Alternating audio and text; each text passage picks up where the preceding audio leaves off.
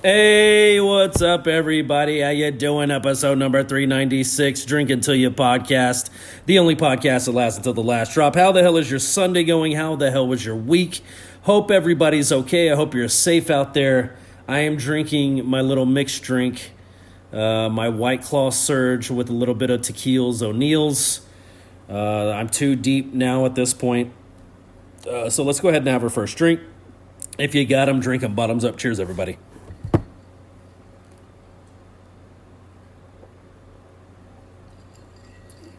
The indigestion noises are not from the booze. It's from the terrible diet I've been having for the past, I don't know, who knows how long. It's like I can stay strict on a diet for a good week, 2 weeks, and then after that I'm like, donuts though. You know what I mean? Pizza though. You know what I mean? Like, it's just hard to stick to it. And what's harder, and I've talked about this before, is just caring. That's my biggest issue. I have willpower like you wouldn't believe. You know what I mean? Like, dude, when I stopped smoking cigarettes, who knows how many years back, 10 years back, dude, I quit cold turkey. Like, I have a strong iron will, but there's always the but. Yeah, I don't care. You know, if I can convince myself to care, I can do the things I need to do with, like I said, just like I mentioned, the iron will. You know, like I can do whatever I want to do. It's just, can I make myself want to do it? And the answer when it comes to food is no. There's just too much good stuff out there, man. But yeah, I've been eating like shit. The positive part about it is I have been working out. I have been doing like 10 rounds of boxing, shadow boxing. You know, I'll do like 3 minutes, 30-second break, 3 minutes, 30-second break for 10 rounds. And that's been going well. You know, I have myself convinced at this point, and it's probably best I say this out loud, so like maybe somewhere in my subconscious I can know that it's not going to work. But yeah, I've been working out, but my diet's just been whatever I want. And my justification for that is I'm working out so I can eat whatever I want. And that's just simply not true. You can't just eat whatever, you know, how much of ever you want. It doesn't work like that. But I will say this, man, I'm a little surprised at myself. I kind of shocked myself with the stamina I have. I'm really surprised, man. I thought after like round 3, I'd be wanting to give up, but really it's like round 7, round 8, somewhere in there. That's when I start to really feel it, you know, the burns happening. But yeah, stick through it, 3 minutes, 30-second breaks. It's been great. And I was actually thinking about in my living room here, you know, I'm a huge martial arts fan, UFC all the time. Bare knuckle fighting. I love boxing, you know, all that stuff. Jiu-jitsu, like it's all amazing. I love all of it. So obviously being an idol, Bruce Lee, you know, studying Wing Chun, if you've never heard of that, that's basically the style he originally studied, and I think kind of branched out a little bit over the years, you know, to probably learn more ground stuff, you know, different techniques and everything. But I've been thinking I want one of those wooden dummies in the corner of my living room. And it's like, it seems kind of weird just saying it out loud like that. But those things are, if you get a good quality one, man, those things are works of art, like unique pieces of art. Yeah, you can smack it around and practice your, you know, your Wing Chun on it or whatever, but just the beauty of the trunk of the tree and the, you know, the polished kind of like knobs of the arms coming off and the polished like leg that's supposed to be attached to the ground. It's just like a really beautiful piece, you know, and I was thinking, well, that would be great, dude. Like, get home and just kind of like go to the corner of the living room and practice for a little bit, you know, get the feeling down and everything. But the more I've been thinking about it, I think I'm going to change it up. I'll do the Wing Chun wooden dummy somewhere else in the house.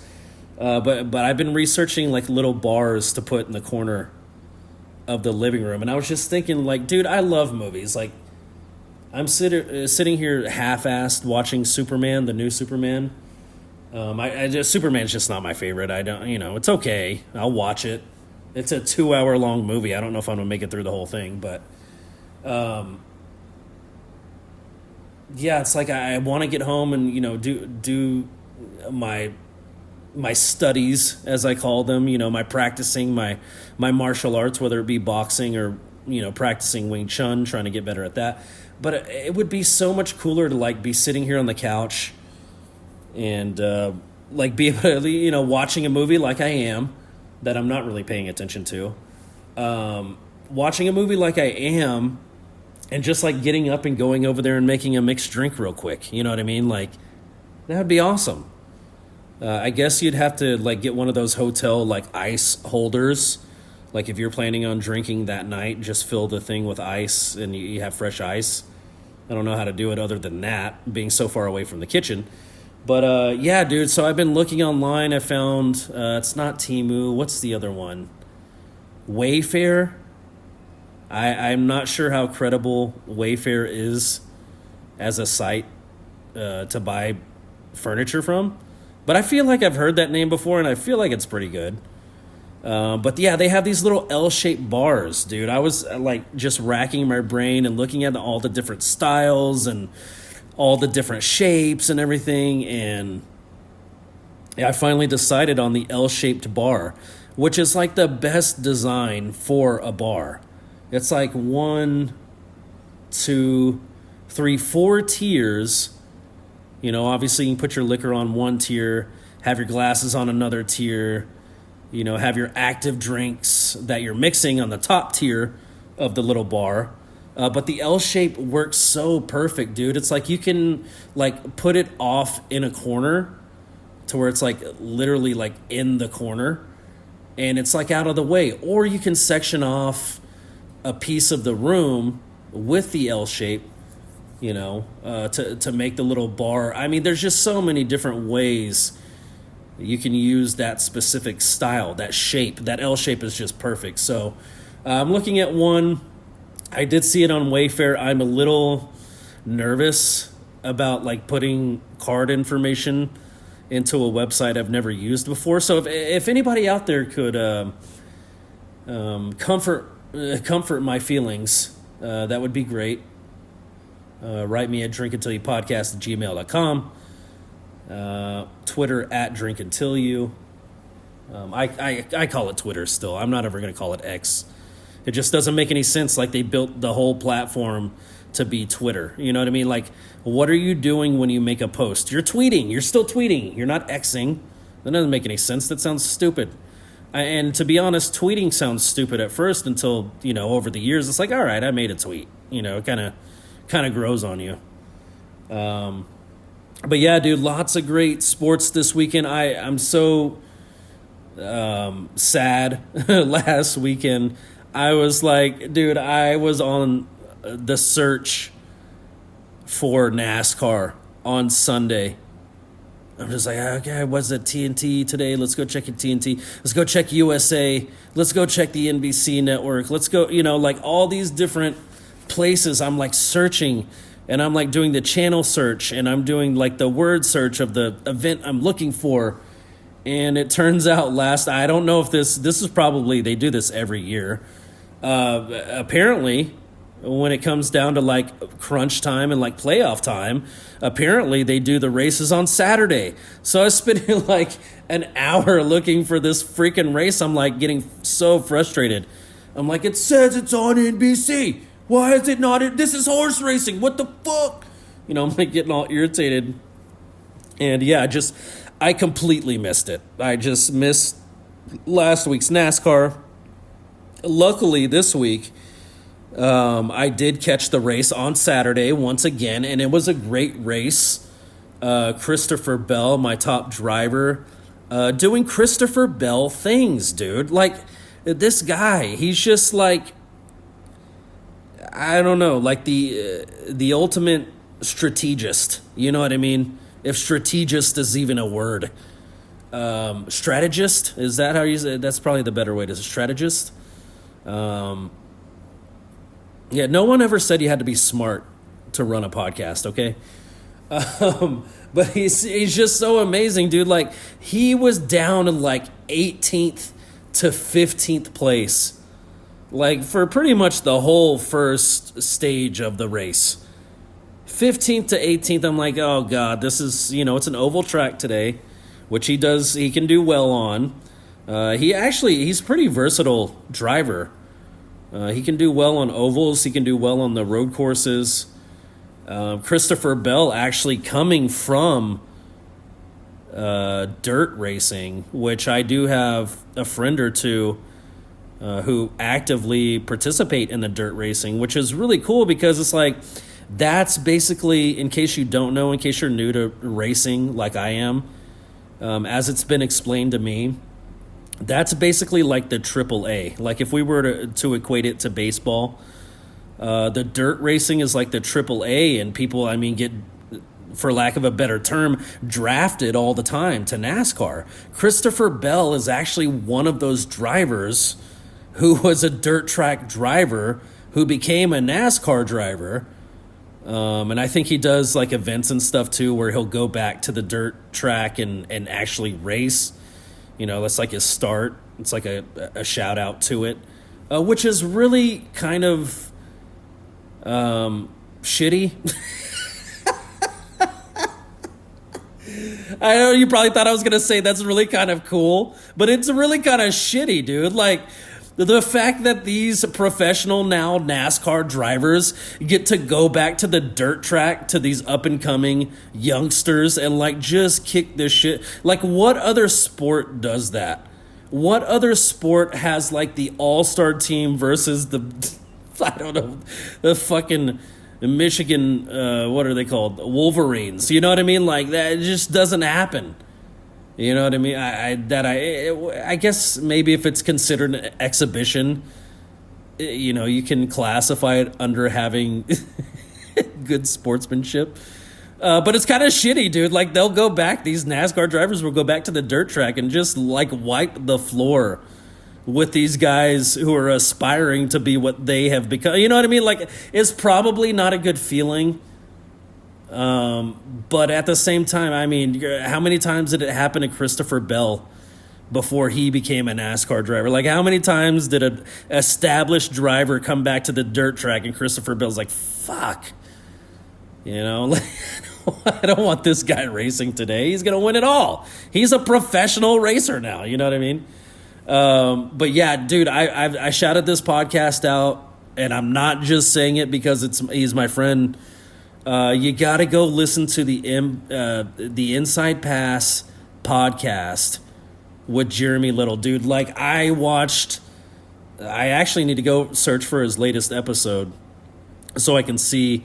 Dude, he's got so much. This dude's been around it for a long time, so he knows the ins and outs. I'm very new to it, so it's really nice to like listen to his podcast and hear the things that maybe some of the drama that I don't know, or maybe some of the history that I don't know. Well, this driver did that to that driver, and that's why he acts this way to, like, all that insider stuff I don't know.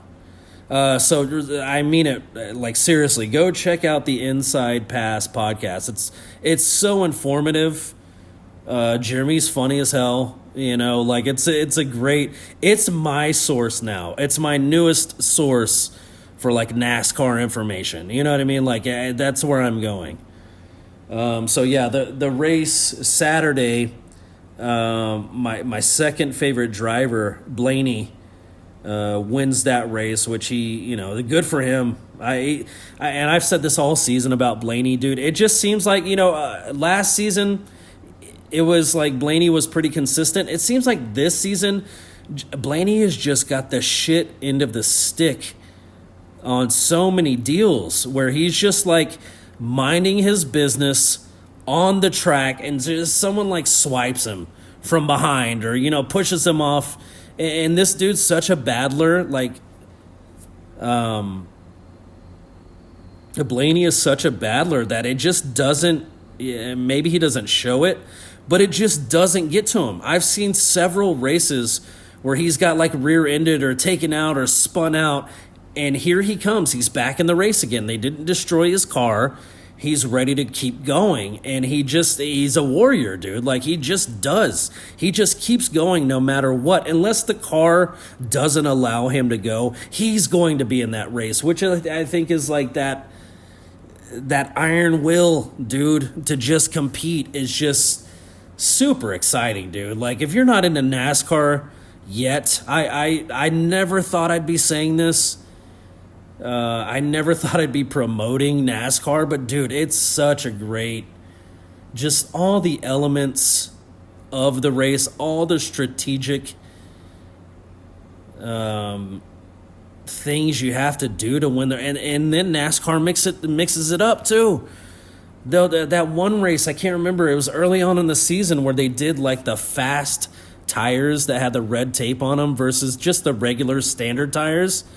And you basically had like two sets of those, and you had to pick and choose during the race strategically. You know what? I'm going to coin this the strategic podcast. Every time you hear me say strategy or strategic or any version of the word, you have to take a drink. I mean, you'll be drunk in like the first 5 minutes. As always, don't drink and drive. Treat yourself to an Uber. Treat yourself to a Lyft. But yeah, dude. It's fascinating. I never thought I'd be so fascinated. I said all the things you would normally hear from someone who's hating on NASCAR. I said all of those things. They're just going around in a circle. You know what I mean? Like, you don't have to be an athlete to try. All that shit. No, I no longer believe. Like, these dudes... I mean, first off, just to go 200 miles an hour, you gotta have a couple of screws loose, right? Like, to be willing to go that fast and also know that this could be your last event ever. Like, every racer on that track knows it could end today. This could be the end. And I mean, it's incredible. Like, UFC is a little different. There's a ref to stop some guy like pounding on you and causing brain damage. You know what I mean? Like, if he's really that bad of a sport. There's no ref in NASCAR to stop a car from flipping. There's nothing, there's nothing you can do. You're just in the car. But yeah, Custer was fighting Blaney for that first place spot there at the last of the race, and I'm so glad he didn't get it. I'm starting to realize how you become like a hater on certain drivers because, dude, I'll never forget this season.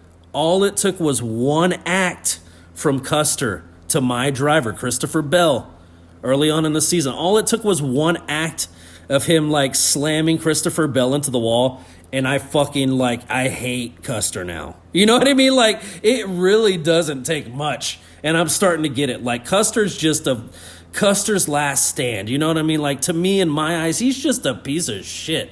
I'm not, speaking to him personally. I don't know him. I actually don't even know what he looks like. I don't remember at the moment.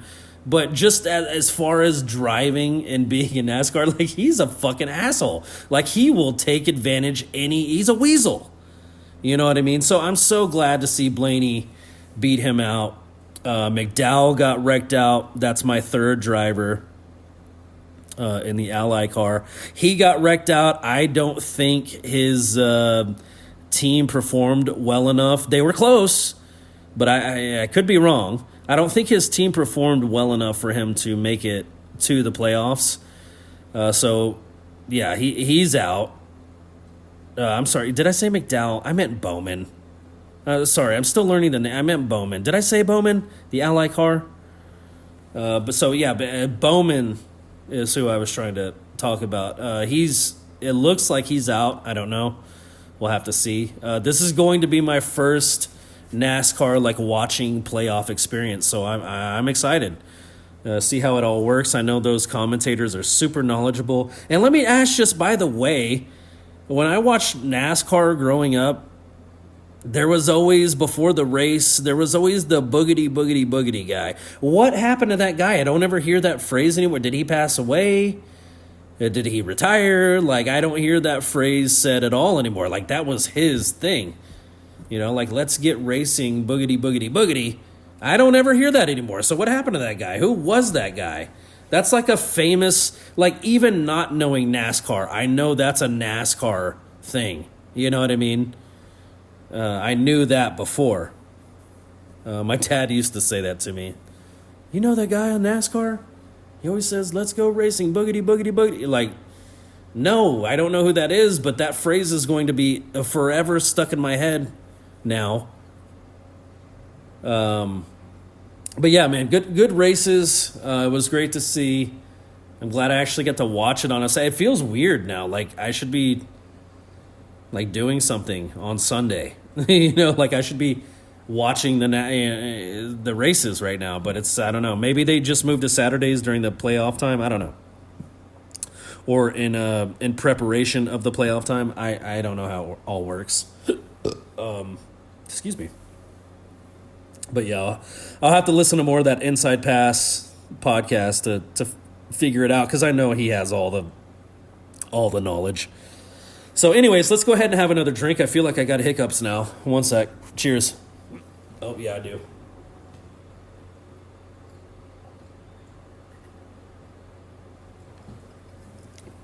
All right. Moving on to the... dude, this has just thrown me off. This 6 a.m. UFC, and granted, I didn't have to wake up and watch it on Saturday morning. But it's like, like, I'm not going to get my fix of UFC this week if I don't wake up super fucking early and watch it. So I did, and that has completely thrown me off. Like, my sleep schedule, just one day of that, I'm just off. Like, all day today. I mean, from like 10 a.m. on to like 5 p.m., I just slept. Like, it was glorious. It was great. But now it's like kind of coming late at night, and I'm just like, I'm not tired. That's not good. I have to go to work tomorrow. I'd say, what do you do? You can convince yourself that staying up all night is going to be okay and you can get through a work day. But I'm telling you, if you have to be at work at like 8 o'clock, come 4 or 5 o'clock, you'll feel a lot different. That hour, 1 o'clock and 2 o'clock and 3 o'clock in the morning, you're probably feeling good. You're like, I can make this. I'll just stay up. I'll just get through work for the day. I'll come home and crash. I'll be good. But no, dude, 4 o'clock, 5 o'clock hits. You have to be at work at 8 o'clock. You're like, fuck my life. I can't do it. I can't. So yeah, just with all that said, my sleep schedule is just off now. I woke up at like 5 a.m. I did watch some of the fights. And when I say I woke up at 5 a.m., that means I turned it on while still laying on the couch and like fell asleep during a lot of the fights. So it's like, what's the point, dude? You shouldn't even fucking woke up. You should have just stayed sleeping. But no, I am glad I did it, because I did get to see the last... Well, I got to see the last fight. Okay, the main event. The Sterling Ortega one is a little cloudy. Everything before that is a little cloudy. But yeah, the Walker Zhang fight, that was a good one, dude. And I tweeted out while the fight was happening at 6 in the morning. I tweeted out that, dude, like, Zhang standing there and throwing with Walker was like such a bold choice. But like the first round, Zhang did it, man. He was doing it. He was in there. He was, not backing down. He was, not getting beat up necessarily. No, I mean, everybody's taking shots. You're going to get kicked. You're going to get hit. But he hung in there the first round. I even tweeted about it. I was like, dude, Zhang standing on the feet with Walker is like, that's bold. And he did it. Second round, not so great. I mean, Johnny Walker is such a massive human. Like, if he just kicked you in the leg at like an average, rate, that shit could probably still take you out. Now, on the flip side of that coin, when he's actually like putting power and force and bad intentions into it, I mean, dude, he's such a massive human. I mean, just looking at him there in the post-fight interview, I think with Bisping, which I love Michael Bisping. The more I listen to him, I call him Michael. That was a big mistake, Bisping, because that's his thing. He always says, anytime he sees anyone makes, oh, that was a big mistake. That's just his phrase. But yeah, in the post fight, I mean, Walker's just standing there, and I'm just like, God damn, like, I'm impressed with how fucking just giant that guy is. And obviously, like, he works at it too. He's not puny. He's not like a NBA player, he's not just tall with very little muscle definition, like, he's jacked and a huge guy. So anyways, Zhang taking those kicks to the leg, I mean, it just broke him down. I mean, like they said in the fight when it happened, like, you can be the toughest guy in the world, but if you get kicked in that, I can't remember the name of the nerve, but if you get kicked in that nerve, like, and it makes your leg go limp, there's not shit that's gonna save you. Hey, that wave file, I'm looking at the wave files while I'm talking right now. That one looked like a penis for some reason. That was weird. What word did I say to form that penis shape? Anyways, off topic there. But yeah, dude, I mean, Johnny Walker's just, he's too massive. And not to say he's never lost before. I've seen him lose before. But to stand there, and that's what I don't get it. It's such a double-edged sword, man. It's like you go from the fight from a week before where Chimaev was just like grappling the guy. And, and I'm not saying anything wrong. He did anything wrong. He competed within the bounds of the rules, which is great. He just dominated with wrestling. I'm not saying there's anything wrong with that, but, in terms of sexiness points, like, just imagine, dude, if every fight was that way of the Chimaev fight, no one would watch UFC. That's not, we want to see some of that, but we don't just want to see all of that. You know what I mean? And that's kind of the double-edged sword part of it, is like, that was the reason the UFC was created, was like, who has the best style? Who has the most dominant style that can come in here? And I mean, Royce Gracie in the early on days, I mean, he proved what Brazilian Jiu-Jitsu can do. You know what I mean? Like, he's fighting monsters in there. And he doesn't even have to punch them. He just grabs them and wraps them up like an anaconda, and it's just like, it's over. That proves how dominant Brazilian Jiu-Jitsu is. But at the same time, I didn't, turn on my TV to watch if I want to watch a Brazilian Jiu-Jitsu competition, I can go find that. But to just, that's not what I watch UFC for. I watch for a combination of everything. And all this sounds like I'm talking shit on Chimaev for how he won the belt, and I'm not. Like, I get it. You hardcore UFC guys, I've seen you commenting on Twitter. I get it. Like, that's totally part of the game, and it's totally admirable that he could go in there and dominate in that fashion with what he knows. But the flip side of the coin is, like I just said, man, if that was every fight, UFC wouldn't be shit. They wouldn't make any money. I hate to be that way, but it's the truth. People want to see knockouts. People want to see striking. I think the grappling portion has grown on people. I've always liked the grappling. Like, that's never been an issue for me. So it's kind of weird to, like, sit here and talk about it like I dislike it. Like, no, dude. Like, he was well within his rights. He played within the rules. Chimaev, I'm speaking to. He did what he had to do to win the belt, and that was basically, like, hang on the back of Duplessis. but it's like I said, it's the double-edged sword thing, man. If that were every fight, the UFC wouldn't make shit. They wouldn't make shit in revenue because nobody wants to see that every fight. You know what I mean? So I don't know how to give you the happy medium. But back to the UFC, I just watched at 6 a.m. Saturday morning. It was a good main event. Walker comes out on top. I mean, once that dude gets on top of you and starts hitting you, it's like you just tap. You're done. You're done. And the ref knows that too. Like, he's watching this monster just rain down a hammer fist on somebody's head, and it's like, all right, we need to stop this kind of soon, you know. So yeah, good events.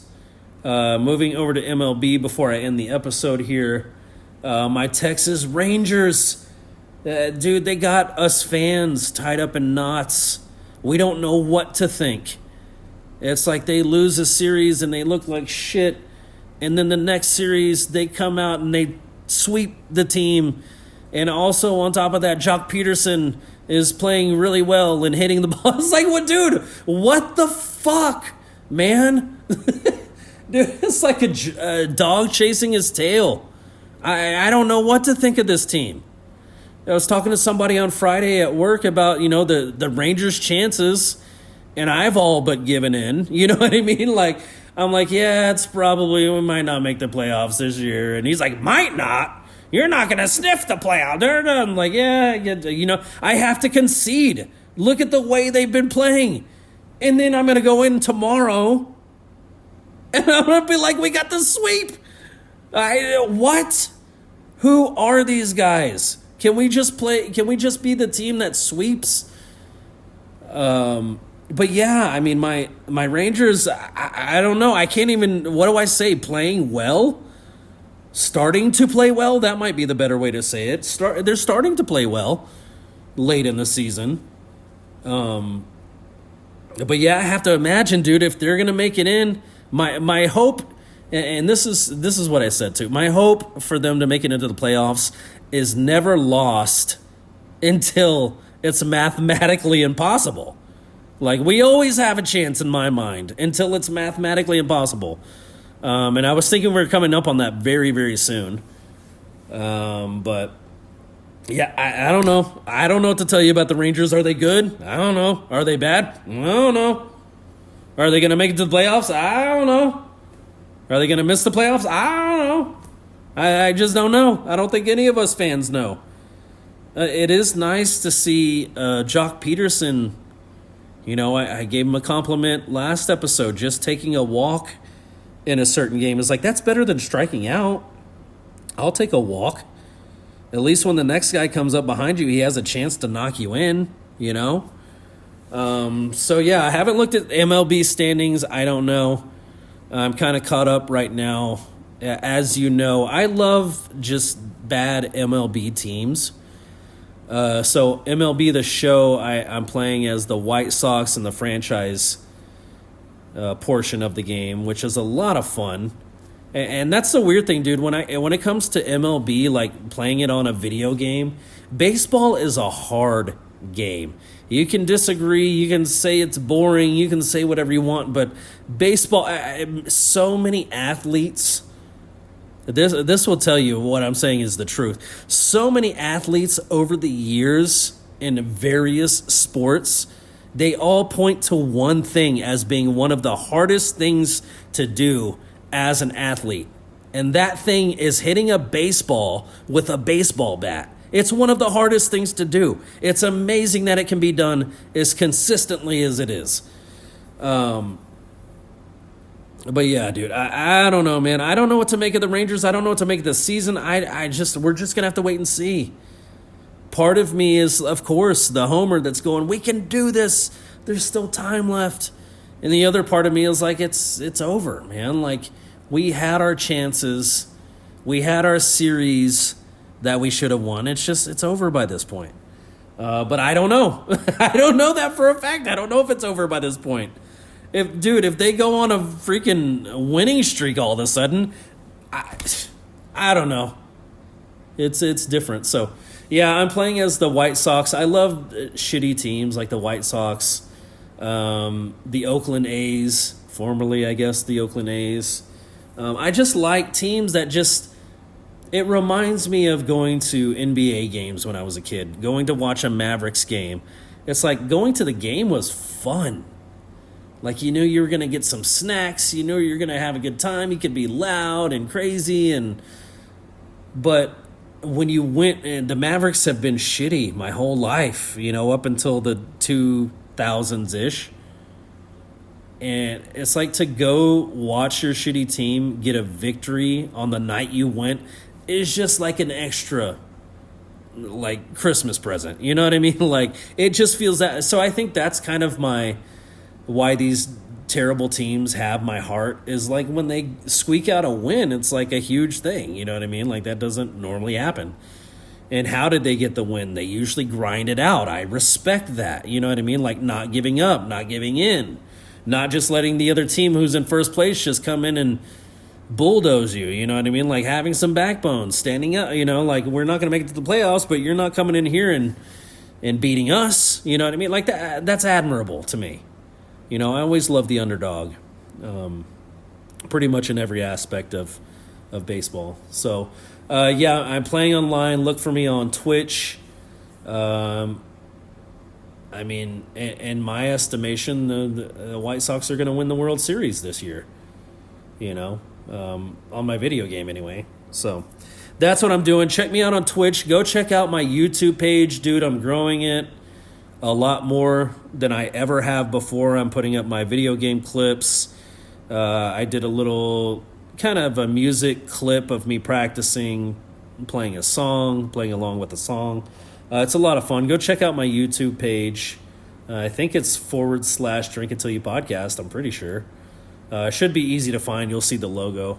But let's go ahead and have our last drink or drinks of the episode. As always, don't drink and drive. Treat yourself to an Uber. Treat yourself to a Lyft. Treat yourself to a Waymo. Treat yourself to a DoorDash, which I think I'm about to do right now because I don't feel like cooking anything. I want them to bring me the food, and I'll give you $5 extra if you feed it to me. Anyways, no, that's silly. Anyways, let's go ahead and have our last drink. Cheers, everybody.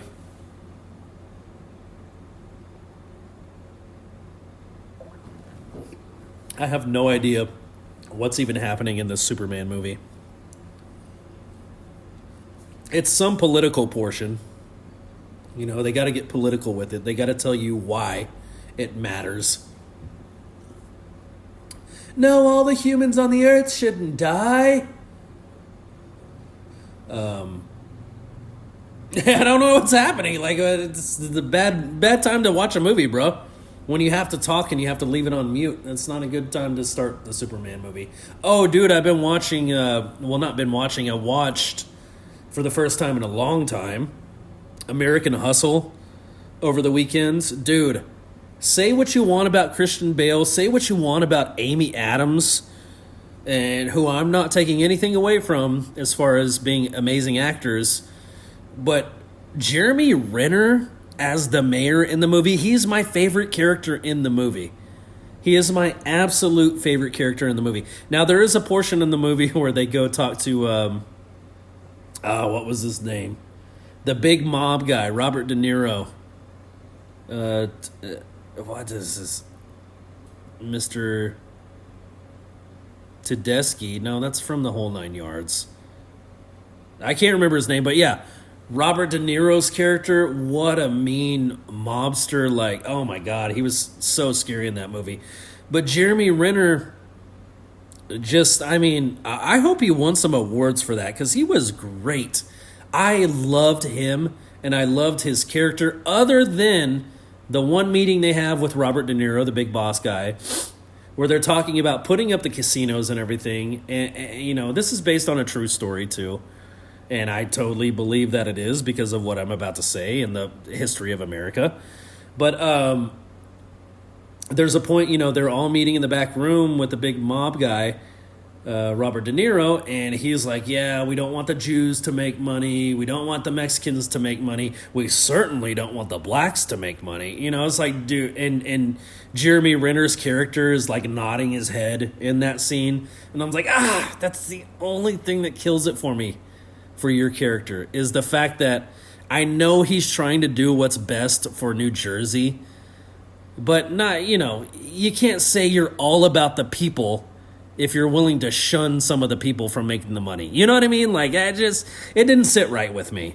But other than that, like, his character, like, I felt it. He was genuinely about the people and for the people. And, walking on the streets and eating at the little shops that all the regular people eat at and shaking hands on the street and trying to do better. Like, I loved his character. Other than that one little, but, in that situation, it's like he could stand up and say something and be like, hey, man, don't talk about Jews like that. Don't talk about blacks like that. But then he's not going to get the deal done. You know what I mean? And it's not going to help anybody. But it's just sad to see. It's like that little scene right there just made me think. It's about the history of America. It's been like that. We're going to pick and choose who profits from this. And you're not one of them. You know what I mean? Like, that's fucked. That's kind of fucked. But anyways... this is my last drink. I've babbled long enough. If you got them drinking bottoms up, cheers, everybody. All right. I will talk to you guys next week. Thank you for listening. I got to squeeze a Thirsty Thursday episode in here somewhere. I don't know. We'll see what I can do. But I will talk to you all. Be safe. Don't drink and drive. I love you all. Talk to you next week. Bye.